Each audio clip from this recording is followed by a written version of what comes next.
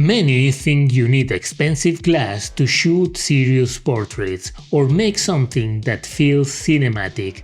I don't agree. Viltrox sent me their new 35mm 1.8 EVO, and at $395 this is the kind of lens I wish existed when I was starting out. Honestly, it has no right to feel this good at this price. Now, I know what you're thinking. Image quality, autofocus, it can't be on par with a native lens. So let's test that properly. I'm going to compare it to my Sony 35mm G Master, which cost almost 4 times more. We're shooting portraits with off-camera flash, and I'll also show you how I'd use this to shoot a small documentary with minimum gear. Because that's the real question, not whether it's perfect, but whether it's already good enough.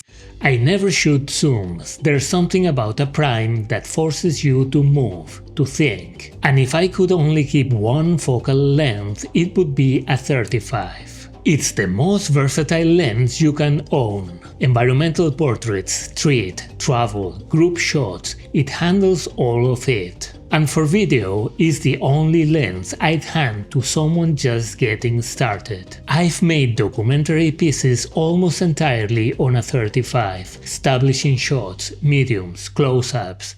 It covers the whole story. So when a solid 35mm prime comes in at this price, that's worth paying attention to. I'm going to focus on real-world use rather than specs, but a few things are worth mentioning. It weighs just 330 grams, and it uses an apochromatic design, which means less purple fringing and a cleaner, more natural bokeh. It has a very solid build, a declickable aperture ring, an autofocus manual focus switch, and a function button. This is a serious piece of kit. Viltrox sent me this lens to review, but this isn't a sponsored video, just my honest impressions. If you're interested, I'll leave affiliate links in the description. It doesn't cost you anything extra, and it helps keep the channel going.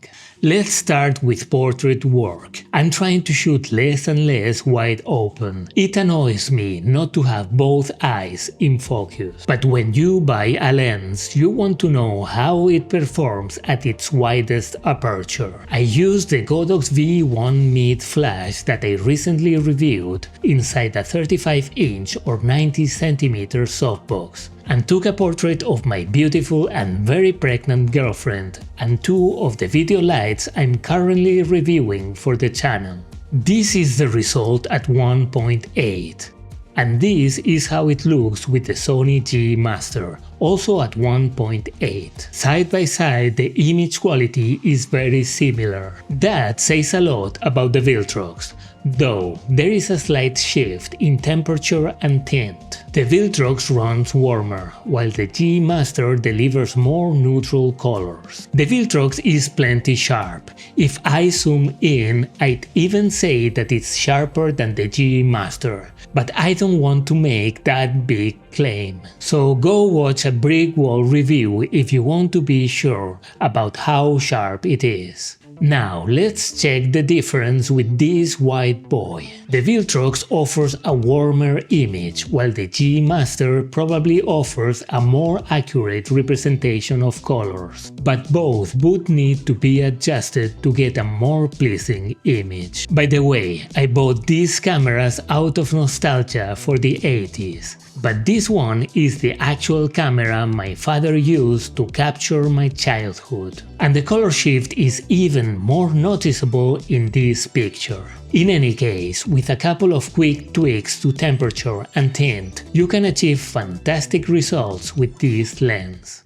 You need off-camera flash to get this studio light, but if you enjoy a direct flash look, I recently reviewed the Viltrox Set 2, and a lot of people are having fun with it right now. I took it out on a dinner date with my girlfriend the other day, And we had some fun shooting in a Vietnamese restaurant. It's a cool little flash to bring along. By the way, if you're into analyzing bokeh balls, knock yourself out. These are with the Viltrox lens wide open. Don't forget, always reward your models and never format your photo SD card before checking for videos. That S-Log clip is gone.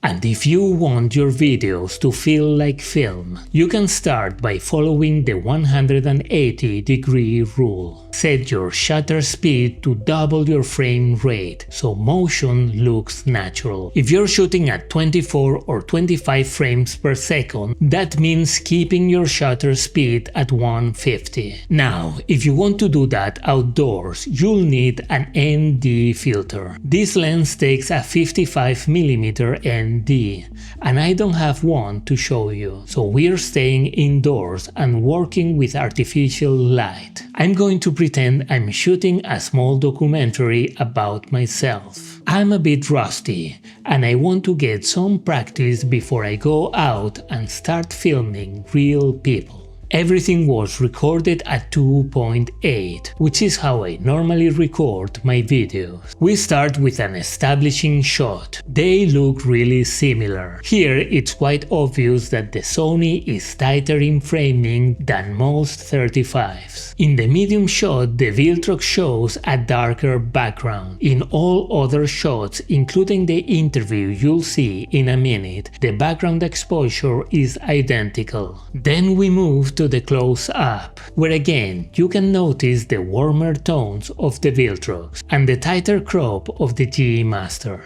For the fake interview, I reused the lighting I normally use for my YouTube videos. A background light and a very subtle rim light to lift the shadow side of the face. As a main light, I was using the Zhiyun Molus G300, a fantastic light that I'm currently reviewing on the channel. It needed a bit more power with the Viltrox, but we're talking about going from 8% to 10%. This light is really powerful. When you're doing an interview, make sure the shirt color isn't sticking up, or you will end up looking silly like me. It's fun to have new toys to play with, but over the past few months I might have said yes to a few too many reviews. And the problem is that they all arrived at the same time. After applying my usual basic grade, white balance curves vignette, the Viltrox footage becomes very usable. With one click, I'm basically there.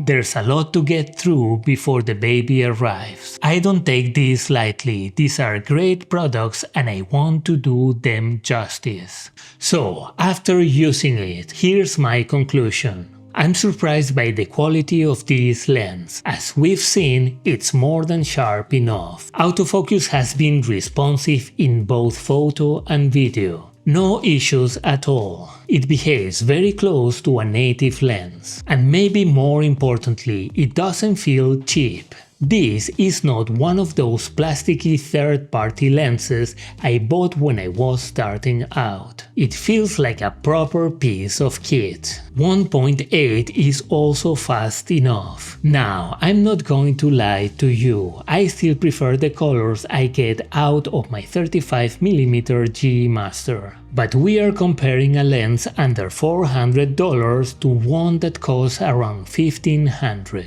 And color is something you can easily fix in post. So if you're starting out, get something like the Viltrox. Go out, shoot, make mistakes, build your eye.